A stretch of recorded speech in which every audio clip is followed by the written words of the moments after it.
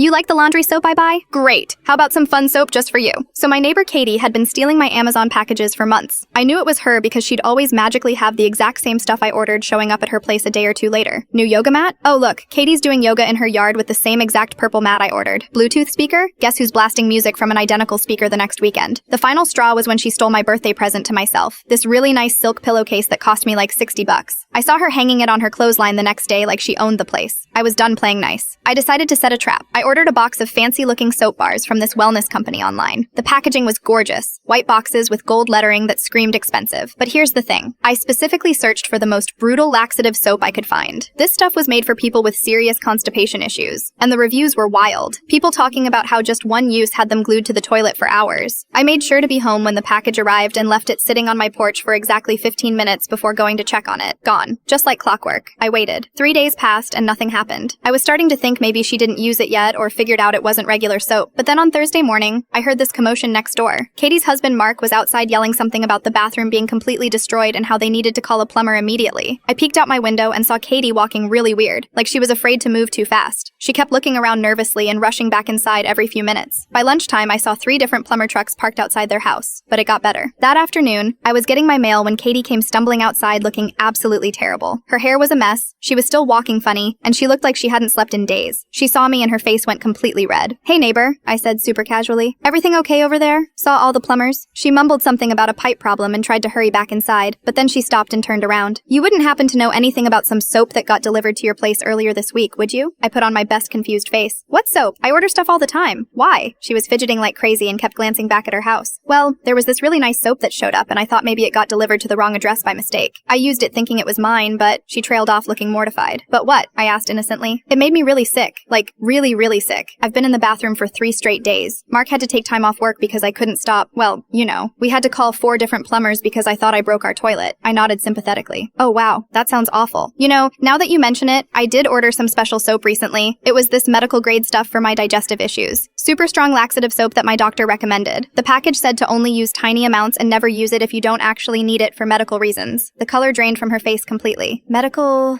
soap? "Yeah, it's prescription strength. Cost me like 200 bucks. I was so bummed when it got stolen off my porch. Had to reorder it and everything." I paused for effect. "Wait, you said you used soap that wasn't yours?" She started backing away toward her house. I thought it looked like regular fancy soap." "Oh, Katie," I said, shaking my head sadly. "That explains why you've been having such a rough time. That soap is basically medical grade liquid dynamite for your intestines. You probably used way too much of it thinking it was regular soap." She was practically running back to her house at this point, but I called after her. "Hey, maybe next time just knock on my door if you think something got delivered to you by mistake. Would save us both a lot of trouble." She never stole another package again.